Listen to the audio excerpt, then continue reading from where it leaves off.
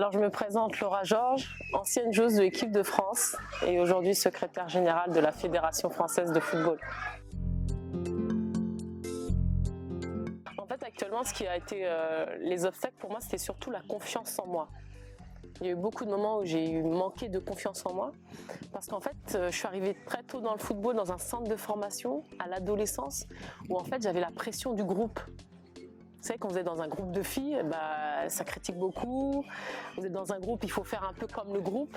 Et moi, j'étais pas pareil que tout le monde. J'aimais pas suivre le groupe. Et donc souvent, j'étais à l'écart. Et j'ai pensé à un moment, il fallait que je sois différente. Moi, en fait, je suis une défenseur. J'étais défenseur, j'étais très dure, très dure. Et j'ai des joueuses qui me critiquaient parce qu'elles trouvaient que j'étais trop agressive. Et à un moment, j'ai perdu confiance en moi en me disant, il faut peut-être que je sois plus technique. Et après, en fait, j'ai appris que non, il fallait que je sois moi-même. Mais ça, je l'ai appris plus tard, quand j'ai rencontré un ami qui est psychologue du sport, qui a travaillé avec Michael Jordan, qui s'appelle George Mumford, que j'ai rencontré à l'université américaine. Et je lui disais, tu sais, George, on me critique beaucoup parce que je suis pas technique. Et puis il m'a dit, mais Laura, qu'est-ce que tu veux être? C'est quoi ton but en fait? En fait, il faut que tu sois toi. Et qui t'a dit que tu pouvais pas être technique? Il n'y a que toi qui décide. Il n'y a que toi qui décide. Et ça, je l'ai toujours gardé avec moi. En fait, il faut rester qui on est et savoir ce qu'on veut. Il n'y a que nous qui pouvons savoir ce qu'on veut vraiment. Je dirais qu'en fait, les gens ne disent pas directement ce qu'ils pensent. Quand ils me voient, en plus je suis jeune, je suis une femme noire, à un poste important, les gens ne me disent pas ce qu'ils pensent.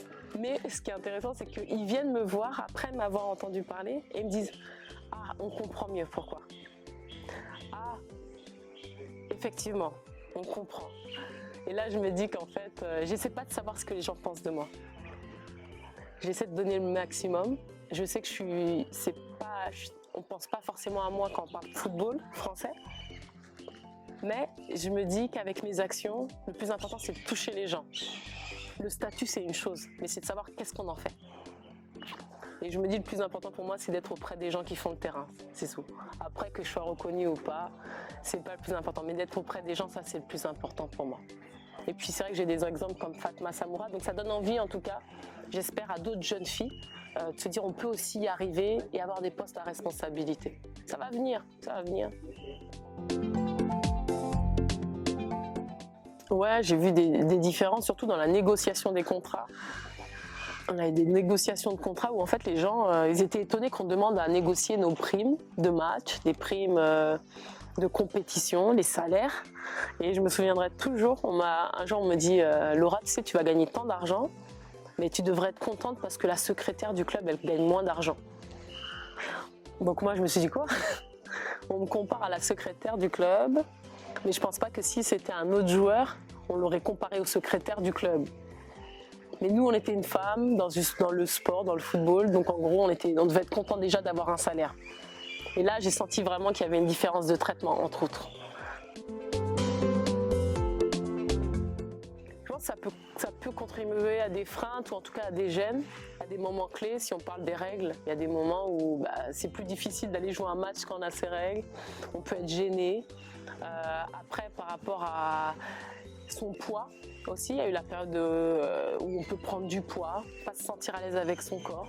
Donc ça, c'est des problématiques qui sont importantes à gérer et dont il faut parler aux jeunes, qu'elles puissent s'accepter et aussi qu'elles ne soient pas à l'inverse à vouloir éviter de prendre du poids, à rentrer dans l'anorexie. Donc il faut savoir parler aux jeunes, qu'elles acceptent leur corps et l'évolution du corps. La remise en question. L'humilité. L'humilité parce que en fait, aujourd'hui on est haut, on gagne, on est sur le toit du monde, mais demain on peut être très bas. Ça va très vite le sport. Donc c'est toujours une perpétuelle envie de se remettre en question. Le sport a appris la solidarité, parce qu'on ne peut pas réussir seul. À un moment on apprend on ne peut pas être seul. Et puis une autre des choses que j'ai appris avec le sport, c'est travailler dur. Travailler dur pour réussir. Je ne dis pas qu'il faut travailler dur longtemps, mais il faut bien travailler. Et le travail paie, ça c'est sûr, tôt ou tard. Je dirais aux aux garçons, aux hommes, aux jeunes hommes, en fait, de tendre la main à ces jeunes filles, en fait, de donner de la force. On a besoin de la force de tout le monde. Comme eux, il y a des moments où si les hommes ont besoin d'être vulnérables, ils ont le droit d'avoir des moments où c'est compliqué. Et ben en fait, juste d'être des soutiens, que ce soit pour les filles, mais aussi les filles d'être des soutiens pour les jeunes gars. On a besoin de bienveillance. Parfois, on va voir une jeune fille qui est plutôt timide, réservée. Ben, il ne faut pas hésiter à lui dire hey, vas-y, tu peux le faire aussi. De les encourager, d'être bienveillant.